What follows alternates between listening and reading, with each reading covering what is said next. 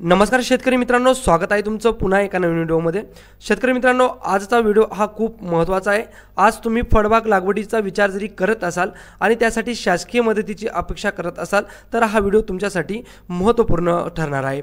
मित्रांनो, आपल्या माहिती की फळबागामुळे शेतकऱ्यांचं उत्पन्न वाढतं, जमिनीची सुपीकता टिकून राहते आणि पर्यावरणाचा समतोलही राखला जातो। पण नवीन फळबाग लावणं हे काही सोपं काम नाही, त्यासाठी मोठा खर्च येतो। याच खर्चाला हातभार लावण्यासाठी महाराष्ट्र शासनाने भाऊसाहेब फुडकर फळबाग योजना सुरू केली आहे। या योजनेतून शेतकऱ्यांना नवीन फळबाग लागवडीसाठी आर्थिक सहाय्य मिळतं, पण अनेक शेतकऱ्यांना या योजनेचा फॉर्म कसा भरायचा, कोणती कागदपत्रे लागतात आणि अर्ज नेमका कुठे करायचा याची माहिती नसते। म्हणून आजच्या व्हिडिओमध्ये मी तुम्हाला भाऊसाहेब फुडकर फळबाग योजनेचा ऑनलाईन फॉर्म कसा भरायचा यासाठी स्टेप बाय स्टेप संपूर्ण माहिती देणार आहे। अगदी सुरुवातीपासून ते फॉर्म सबमिट पर्यंतची प्रत्येक पायरी मी तुम्हाला प्रत्यक्ष करून दाखवणार आहे। मित्रांनो, हा व्हिडिओ पाहिल्यानंतर तुम्हाला फॉर्म भरताना कोणतीही अडचण येणार नाही याची मला खात्री आहे। चला तर कुठलाही वेळ न घालवता सुरू करूया आजचा व्हिडिओ। त्यासाठी व्हिडिओ आज शेवटपर्यंत बघा मित्रांनो, आणि जरी चॅनलवर नवीन असाल तर चॅनल नक्की सबस्क्राइब करा। तर बघा शेतकरी मित्रांनो, कृषी विभागाने ही अपडेट दिलेली महाडीबीटी शेतकरी योजना स्वर्गीय भाऊसाहेब फुडकर फळबाग लागवड योजनेसाठी सन 2025-26 करिता महाडीबीटी पोर्टलवर फळबाग लागवड योजनेसाठी ऑनलाईन अर्ज प्रक्रिया ही सुरू करण्यात आलेली आहे। प्रथम अर्ज करणाऱ्यास प्रथम प्राधान्य। मित्रांनो, पूर्वी काय होतं, महाडीबीटी पोर्टलवर लॉटरी पद्धत होती।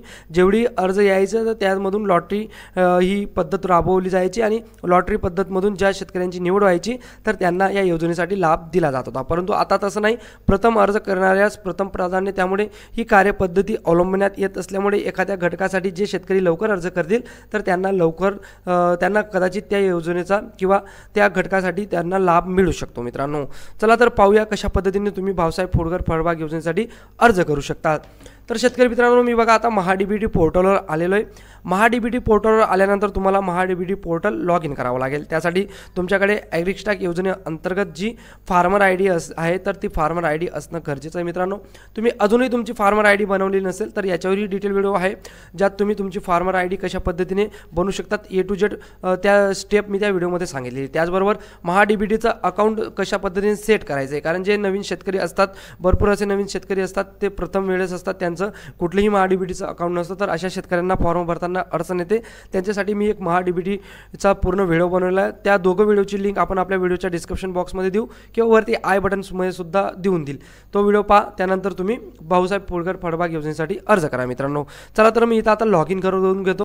तर बघा शेतकरी मित्रांनो, माझा अकाउंट लॉग इन झालेला आहे। लॉग इन झाल्यानंतर असा इंटरफेस दिसेल ज्यात तुम्हाला डाव्या साईडला दिसत असेल घटकांसाठी अर्ज करा, तर या ऑप्शनवर तुम्हाला क्लिक करायचं आहे।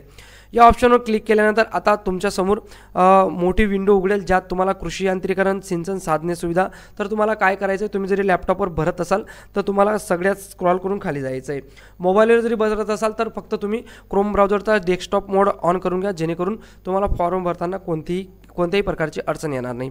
तर इथं दिसत असेल तुम्हाला फलोत्पादनच्या समोर दिसेल तुम्हाला एकात्मिक फलोत्पादन विकास अभियान, भाऊसाहेब फुडकर फळबाग योजना, राष्ट्रीय कृषी विकास योजना, त्यानंतर मुख्यमंत्री शाश्वत कृषी सिंचन योजना। तर या 4 योजना दिसत असतील तुम्हाला, तर त्याच्या पुढे बाबी निवडा या ऑप्शनवर तुम्हाला क्लिक करायचं आहे। केल्यानंतर आता तुम्हाला फलोत्पादनचा पूर्ण तपशील भरायचा आहे। मित्रांनो, याच्यात तुमची बेसिक डिटेल्स येऊन लागेल, जसे की तुमचं गाव कुठलं आहे, तुमचा तालुका वगैरे, तुमची फार्मर आय डी, हे सगळ्या जेवढी बेसिक गोष्टी पर्सनल डिटेल्स ती येऊन लागेल। तुम्हाला इथं सर्वेक्षण क्रमांक, गट क्रमांकामध्ये तुमचा गट क्रमांक सिलेक्ट करा। त्यानंतर गट प्रकारमध्ये प्रकल्प आधारित घटक, घटक प्रकारमध्ये प्रकल्प आधारित घटक, त्यानंतर इतर घटक असे 2 ऑप्शन दिसतील, तर तुम्हाला इतर घटक सिलेक्ट करायचं आहे। इतर घटक सिलेक्ट केल्यानंतर तुम्हाला बाबींमध्ये काय करायचं आहे, तर बाग लागवड, त्यात फळे, फुले, मसाले, औषधी व सुगंधित पिके हे ऑप्शन दिसेल, तर त्याच्यावर क्लिक करायचं आहे। त्यानंतर बाब निवडामध्ये तुम्हाला इथं फळ पिके निवडायचं आहे। मित्रांनो, फळ पिके निवडल्यानंतर योजनामध्ये तुम्हाला निवडायची भाऊसाहेब फुडकर फळबाग लागवड योजना। इथं एकात्मिक फल उत्पादन पण दिसत असेल, परंतु सध्या तर भाऊसाहेब फुडकर फळबाग योजनेसाठी अर्ज प्रक्रिया सुरू आहे। त्यानंतर पीक निवडामध्ये तुम्हाला ज्या फळबागसाठी अर्ज करायचा आहे तर तो फळ तुम्ही इथं निवडू शकता। यात मी पेरू निवडतो। त्यानंतर लागवडीचा प्रकारमध्ये तुम्ही निवडू शकतात मित्रांनो। त्यानंतर पिकातील अंतर किती असणार आहे ते इथं सिलेक्ट करा। त्यानंतर तुमचं जे स्पेसिंग टाईप वगैरे हरितगृहाचा प्रकार हे नॉट ॲप्लिकेबल येईल। त्यानंतर फळबाग लागवडीचा प्रस्तावित क्षेत्र किती, तर इथं तुमचं जेवढी क्षेत्र असेल तर तेवढं टाका मित्रांनो। त्यानंतर ते क्षेत्र तुम्हाला गुंठामध्येही टाकायचं आहे। गुंठामध्ये टाकल्यानंतर तुम्हाला काय करायचं आहे, जतन करा या पर्यायावर क्लिक करायचं आहे। जतन करा या पर्यायावर क्लिक केल्यानंतर तुमचा हा जो अर्ज आहे तर तो जतन होऊन जाईल। हा अर्ज जतन झाल्यानंतर तुम्हाला अजून कोणत्या फळ पिकासाठी अनुदान पाहिजे असेल तर तुम्ही इथं येस करून अजून एक जो तपशील आहे तो तपशील भरून तो फॉर्म जतन करू शकतात। मला अजून आणखी एकही कोणत्याही फळबागसाठी अर्ज करायचा नाही तर मी येस म्हणतो। येस म्हटल्यावर तुमचं जे पेज आहे ते ऑटोमॅटिकली बाहेर येईल मित्रांनो। बाहेर आल्यानंतर तुम्हाला तर मागच्या पेजवर आल्यानंतर तुम्हाला इथं अर्ज सादर करा असं हायलाईट होताना दिसेल। तर अर्ज सादर करा या पर्यायावर क्लिक करायचं आहे मित्रांनो।